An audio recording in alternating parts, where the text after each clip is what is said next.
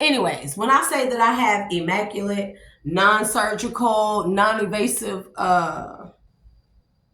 surgical, or non-surgical, evasive, or non-invasive, bro, but I'm not putting nothing else, shit else out there in order for nobody to steal nothing, anything else from me while I literally watch people use what I know I created. And I ain't bank off of that. So I'm not giving out a lot of information that I definitely have. Because people are going to pay me for my services. The people that have the money and stuff, they're going to pay for my insight, my input, and my services. But then the accumulation of what I earn, 50% of that will be tithed out. And a lot of people be like, girl, you crazy. That's half of what you done earned. Can you imagine? Can you imagine banking off of inventions that you know don't nobody else have and can't come up with? No, oh my God, facts. Banking off of that, and then being able, you can't live comfortably off of 50% of that, and then take the other 50% and put it back into the communities, the schools, our children, the safety, the knowledge, the education, opening up etiquette schools for our young boys and young girls. Oh, I got some, bro, man. Well, nobody would have to fight, struggle, rob Peter to pay Paul, knock nobody upside the head, betray anybody or anything. And you take 10% of that and you invest it in somebody else. Like I take that and invest it in somebody else like myself, or that has a grand genius idea. They literally just need somebody to believe in them and invest. And then when they bank big, they don't pay you back. They pay it forward. They pay it forward by tithing their accumulation of wealth back to more people and investing in someone else. And it goes on and so forth.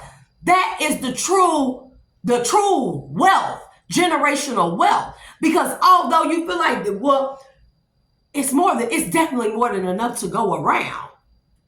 The illusion is that we all gotta fight over it. That's an illusion. It's more than enough to go around. And when we realize that, and we start doing that system again, right?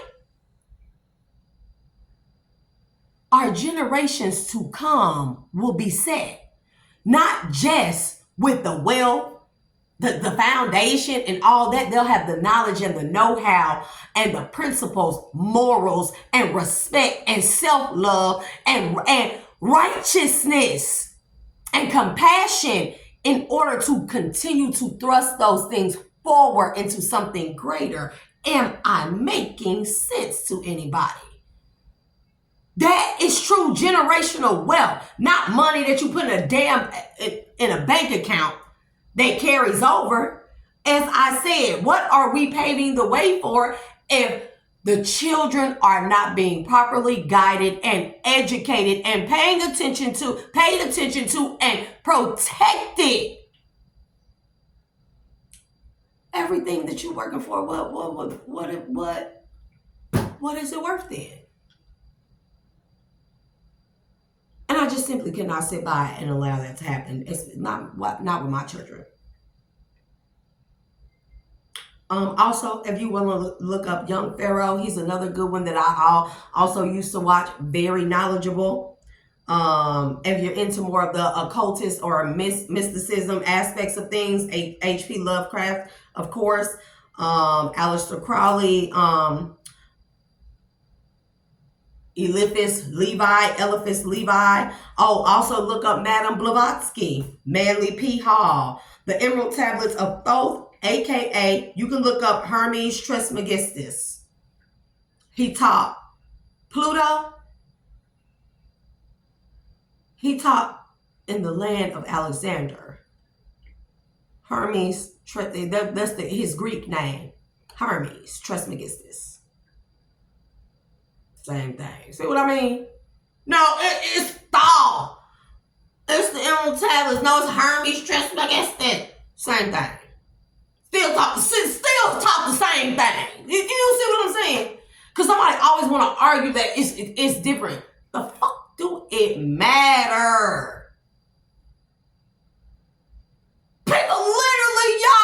People are literally being taken out of here based off of the illusion of differences.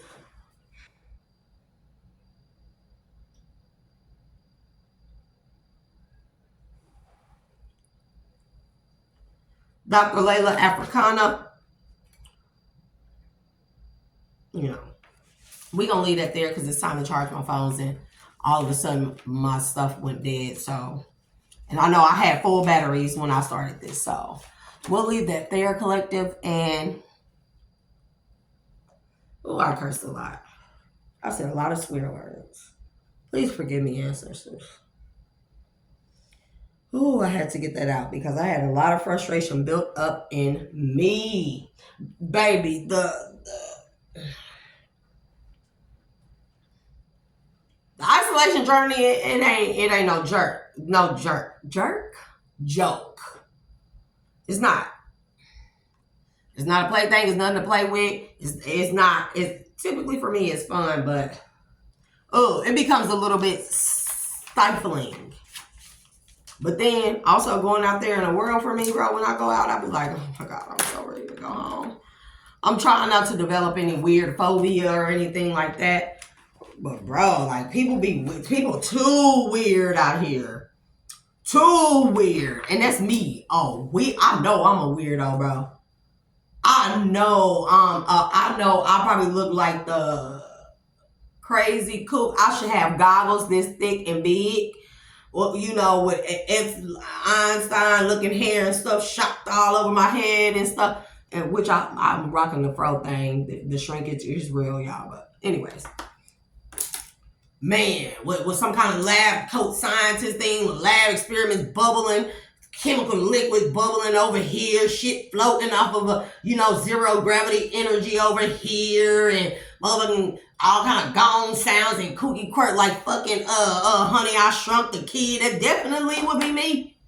Definitely. Definitely have a greenhouse over here, have an observatory over here, have a garden and cultivation and stuff like that. By the way, I made my own compost, y'all. I learned that in elementary. I got a thriving compost pal out there. Thriving. And I'm going to bring back alive all that dried up dirt where nothing has grown. I'm going to bring that back alive. Because that's what I do. I bring life. I don't use my tongue or my mouth to speak death. I don't use my knowledge to speak death. I use it to bring forth life.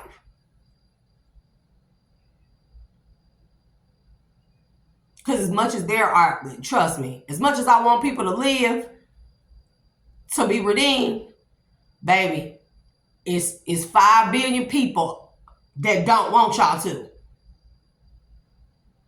Better know that.